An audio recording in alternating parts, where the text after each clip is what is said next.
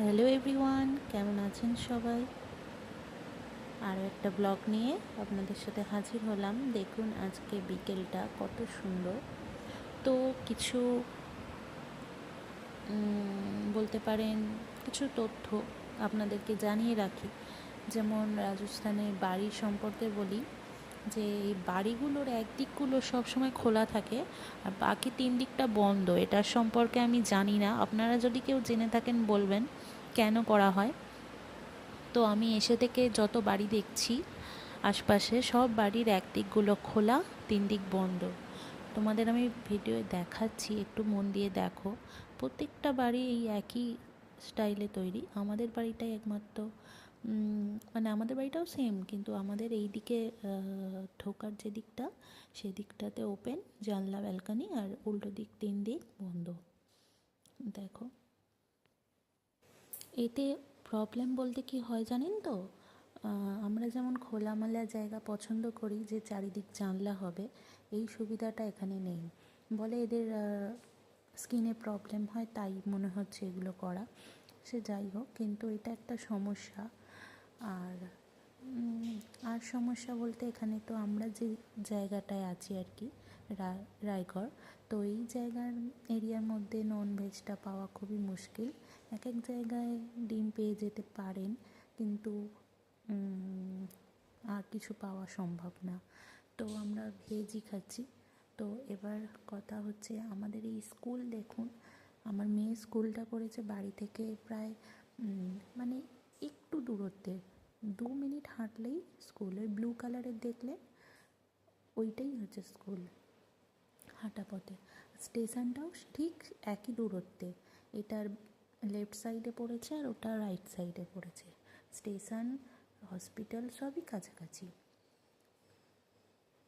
আর বলতে গেলে এখানে অনেকেই ভাবেন যে ট্রান্সফার হলে খুবই মজা। হ্যাঁ, মজা তো আছে, আপনি অনেক জায়গায় ঘুরতে পারবেন, অনেক কালচার সম্পর্কে জানতে পারবেন এক একটা জায়গার।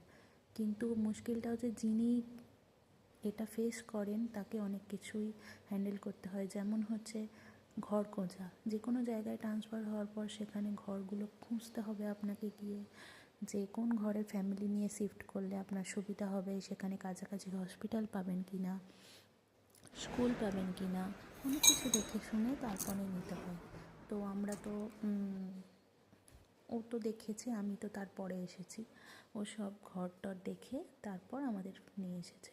তো এতে আমার কোনো কৃতিত্ব ছিল না, আমাকে যেটুকুনি ভিডিওয়ে দেখাতো। অনেক রকম পরিস্থিতি ফেস করতে হয়, সবার আলাদা আলাদা রকম সিচুয়েশান হয়। কিন্তু আমাদের ক্ষেত্রে হচ্ছে যখন আমাদের দরকার কাউকে যে হেল্প করার জন্য, সেই সময়টা আমরা দুজনেই দেখেছি হেল্পটা আমরা কমই পেয়েছি।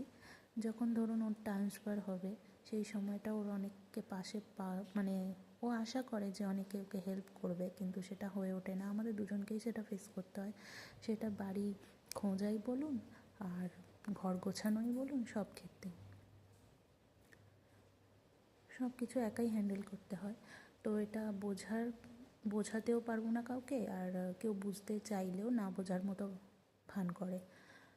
দেখুন আমরা একদিন বেরিয়েছিলাম, কত উট দেখেছি, ধারণারও বাইরে। ময়ূর, উট, অনেক কিছু দেখেছি। আর আর যেখানে যেখানে আমরা ঘুরতে যাব বা ঘুরবো সেগুলো কিন্তু পরে আমি ভিডিওতে আপনাদের জানাবো। একটা জিনিস বুঝে গেছি, নিজের জিনিস নিজেকেই করতে হবে, নিজের সংসার নিজেকেই গোছাতে হবে। সে তুমি যতই টাটা বিলাসী ঘরে থাকো না কেন, সংসার সংসার। যেখানে তোমার হাজব্যান্ড থাকবে, তোমার ফ্যামিলি থাকবে, সেটাই তোমার সংসার। সেখানে তুমি যতই কাজ করো না কেন, যতই কাজ থাকুক না কেন, সেটা কষ্টের হলেও তোমার মনে হবে যে ভালো আছি। অ্যাটলিস্ট নিজে কীরমভাবে ঘর সাজাবে, নিজে কী প্ল্যান করবে, সেটা সম্পূর্ণ তোমার উপর। ট্রান্সফারের জবেতে তোমাদের তো একটু কষ্ট হবেই। মানে আমার ক্ষেত্রে বলি যে আমাদের হচ্ছে ফেস করতে হয় যে বারবার লাগেজ নিয়ে বা জিনিসপত্র গুছিয়ে প্যাকিং করে আবার অন্য জায়গায় শিফট করা, গোছানো। এটা হেডেক থাকে তো বটেই, কিন্তু আনন্দও আছে। সব কিছু যে খারাপ দিক হয় তা তো না। এতে আনন্দ হচ্ছে তুমি অনেক জায়গায় থেকে সেখানটা উপভোগ করতে পারবে। যেটা আমরা ঘুরে বেড়াই, ঘুরতে যাই, সেখানে আমরা এমনি পোস্টিংয়ে থাকছি, তো সেখানে রাস্তাঘাট, লোকজন, তারা কিভাবে থাকে, সব কিছু আমরা চোখের সামনে দেখতে পাবো। এটা একটা আনন্দ আছে। আর অনেক রকম বাড়িতে থাকবো, অনেক জায়গা ঘুরবো, এই তো, এটাই তো লাইফ। আর কি চাই? যখন মনে হবে তখন নিজের বাড়ি করবে, বা যার বাড়ি আছে সে তো নিজের বাড়িতে থাকতেই পারবে। নেক্সট ভিডিওতে আমি আরও অনেক কিছু শেয়ার করব আস্তে আস্তে। তোমাদের যদি কিছু জানার থাকে অবশ্যই কমেন্ট করো।